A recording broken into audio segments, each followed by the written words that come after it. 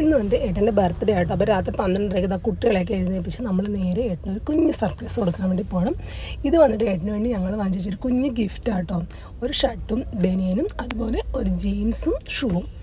അപ്പോൾ ദാ അനിയൻ ഒരു 12:30 കേക്കുമായിട്ട് വന്നത്. കേക്കും പോപ്പറും എല്ലാം കൊണ്ടുവന്നിട്ടുണ്ടായിരുന്നു. അവൻ്റെ വകയായിട്ട് ഒരു കുഞ്ഞ് കേസ് നമ്മുടെ റെഡ് ബുള്ള് രണ്ടും ഭയങ്കര ഇഷ്ടമായിട്ടോ. റെഡ് ബുള്ള് അങ്ങനെയുള്ള പുറത്ത് വെച്ച് കേക്ക് കട്ട് ചെയ്തു. അകത്ത് വെച്ച് കട്ട് ചെയ്യണം. ഫുള്ള് പേപ്പറിൻ്റെ ആ ഒരു പോപ്പറില്ല, അത് ഫുള്ള് അകത്താവും. അതുകൊണ്ട് പുറത്ത് വെച്ച് അവിടെ കട്ട് ചെയ്തിട്ടുണ്ട്. 2 കൊണ്ടുകൊണ്ട് ഒരു പോപ്പർ നമ്മൾ പൊട്ടിച്ചുള്ളൂ, ബാക്കി മാറ്റി വെച്ചിട്ടുണ്ട്. ഇനിയും ബർത്ത്ഡേകൾ വരുമല്ലോ.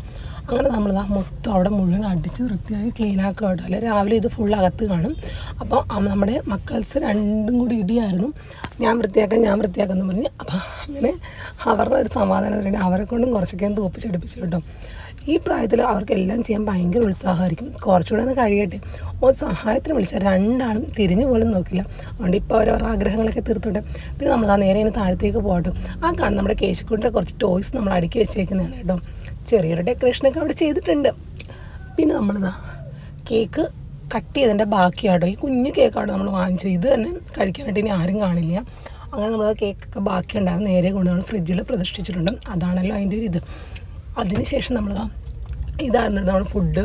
പൊറോട്ടയും കൂർമയും പിന്നെ ചിക്കൻ കറിയായിരുന്നു കേട്ടോ. അങ്ങനെ നമ്മൾ അതൊക്കെ കഴിച്ചു.